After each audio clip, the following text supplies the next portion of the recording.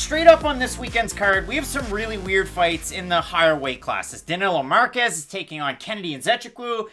And then we have Marcin Prachnio taking on Ike Villanueva. Hurricane Ike. Now listen, is the nickname in bad taste? I don't know. But when I look at this fight, well, it's really tricky because for Marcin Prachnio, the guy came into the UFC with a full head of steam. He had a lovely, sexy record. He had a great run and one championship. And listen, sidebar, how often do fighters come over from one championship to the UFC and find a lot of success? It's almost like the UFC matches up one championship fighters the way that one championship matches up ex-UFC fighters, because they absolutely despise each other. But Marcin Prachnio, when I went back and watched all of the tape to get ready for his last couple of fights, it's pretty good. Like, you like to see what you've seen out of him on the one championship scene. He's got a karate black belt. He has a great head kick. He has a great bit of head movement. Nice little trunk movement. Really sticky. Head movement's where I'm going to stop, yeah. Really sticky counter hooks. I love what I saw out of Marcin Prachnio coming into the UFC. And then he took on the buzzsaw that was Sam Alvey. And it was one of the most ridiculous knockouts I've ever seen in all of MMA, because it was like, yes, sir, can I have some more? And he's already knocked out, not so much, but on his feet, waltzes forward with his hands down, and gets totally flatlined. For Marcin Prachnio, you look at it. He loses to Sam Alvey, then he fights Magomed Ankalaev. Listen, good fighters lose to Magomed Ankalaev. Marcin Prachnio, somewhere in the mix. Then he loses to Slow Mike Rodriguez, and I go, whoa. Marcin, you've been out for a long time. You should have a halfway competitive fight with Mike Rodriguez from what we know about Slow Mike, but he didn't. So then the UFC does the weird thing of matching him up with Khalil Roundtree Jr. Not old Khalil that would take you down, land a little bit of ground and pound. We're talking about Bangkok-ready Khalil Roundtree. Marcin Prachnio won the first round, lost the second round, won the third round, and it was one of the weirdest fights in my memory bank. You can make an argument he won and lost every round in that fight, though, and that's what was so weird about it. Like, he gets hurt every time Roundtree throws a punch, and that's the thing I have to go back for constantly. He got knocked down twice in the second round. They don't count it as a knockdown, but he gets stumbled, and then he gets right back UFC stats are wrong, and I just gotta say this right now. They don't count knockdowns the correct way. Like, they don't have Darren Till knocking down Robert Whittaker, but it is very obvious he knocks him down with an elbow. Whittaker falls backwards. That's a knockdown. They don't have it, though. They just don't count their stats right. It's a messed up website. At the end, it just is. For Marcin Prachnio, this is my problem. Those three losses are so bad. And even the one win at the end, like, the Roundtree win, you can even throw question marks behind. Because personally, I thought Roundtree won that fight. Like, I thought the damage that Roundtree did secure in that fight was enough for him to win it. Now, you could say, oh, the forward pressure of Prachnio was enough to give it to him. And I guess you're kind of right. Because, again, that fight was really, really weird if you want to go back and see a strange one. But for me, that fight isn't a fight that says you've ended a 3-fight losing streak, if that makes any sense. You know, like, that fight is basically a no contest. Because for me, I didn't learn anything new about Marcin Prachnio in that fight that I didn't know going into it. Like, I still don't love his head movement. He has good forward pressure, but this is my problem. He has terrible range perception. He's not good at knowing when he's inside of his great punching range and outside of his punching range, because there's a lot of the times where, and I chirp Jody Escobar for this, but Jody Escobar's a fighter who she'll throw these crazy hooks and be 6 feet away from the person she's trying to hit her with.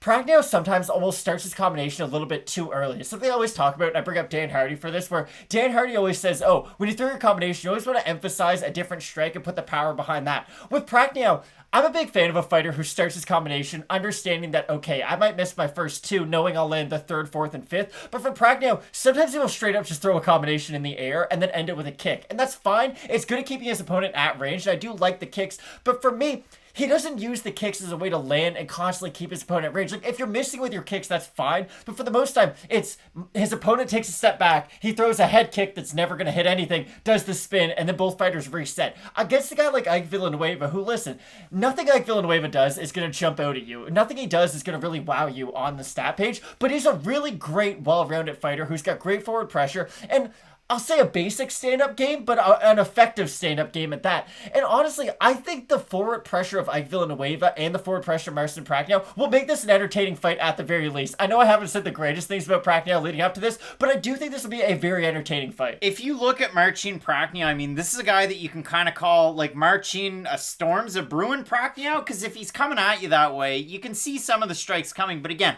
I can't emphasize this enough. Go back and watch him fight before he came to the UFC, and he looked like an absolute world beater. And again, if you go back and you look at the overall body of work, his last time out, Conor McGregor fought on a Marcin Prachnio card.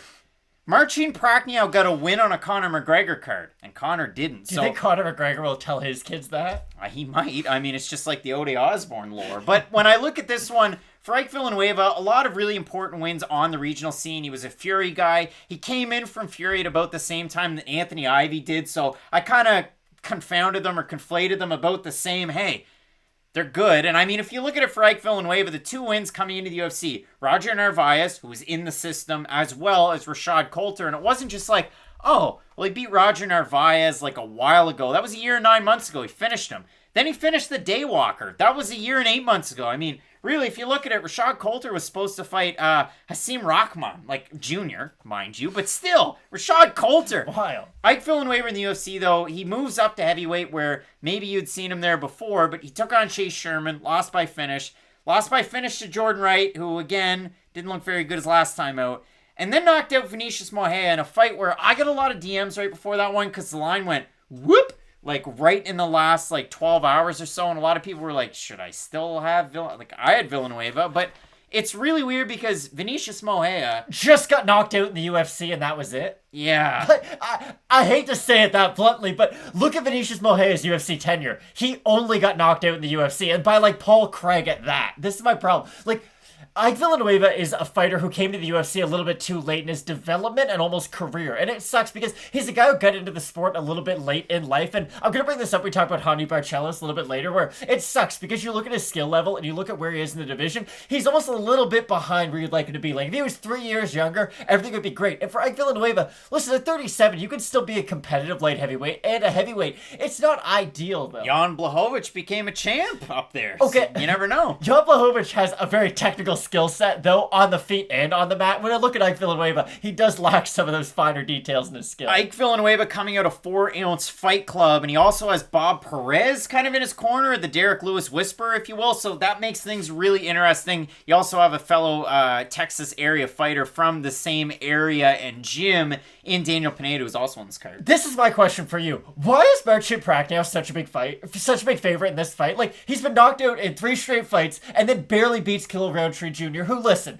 on his best day is a tough fighter who's got good knockout power, but it's not beating Killer Roundtree Jr. by decision is how you're going to beat him. So for me, I guess I'm just asking you, why do you see the odds where they are right now? Because they are kind of ridiculous. There are certain fights on this card. Again, Julia Avila being a minus 400 at open against Stoliarenko, and then you've got Marcin Prachnio, who's at a minus 220. I think it's upside, it's ceiling, and then, like I already mentioned, it's a blast from the past. If you go back and watch, the Galvao fight over with one championship, the guy could take a shot, and you saw that in the Roundtree fight, oddly enough. Yeah, he got wobbled a lot. The head movement wasn't the greatest. He got wobbled a lot, but ultimately he ended up winning the fight. And yeah, when you look at this one, I mean, again, Prachnio open to minus 193. He's a minus 212 right now at best fight odds. For Villanueva, open to plus 168 is plus 171. If we have a look at the total Tapology votes, 899 of them, 73% Prachnio, 57% by decision, 36% by knockout.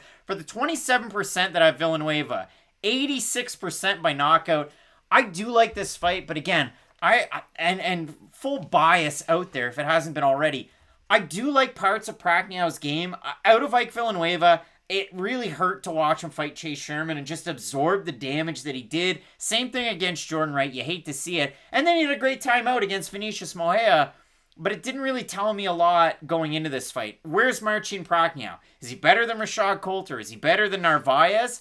Maybe. Is Slow Mike? That's the thing. So I look at this one. I have a really hard time with it. Ultimately, I side with Poland's Prachnio. And again, we'll just have to see what happens. I guess I'll side with Prachnio too. This is a really weird fight. And again, I know both guys are coming off wins, and there's a lot of other fights on this card where both guys are coming off losses. This is a must-win for both guys because in the way that it's not knocking out Vinicius Moreira isn't like you finished your winning streak. Okay, you beat him, but you're kind of supposed to. Everybody else in the UFC has too. And Marcin Prachnio, he's a slight step up from there. At least he has a decent win on his record against Khalil.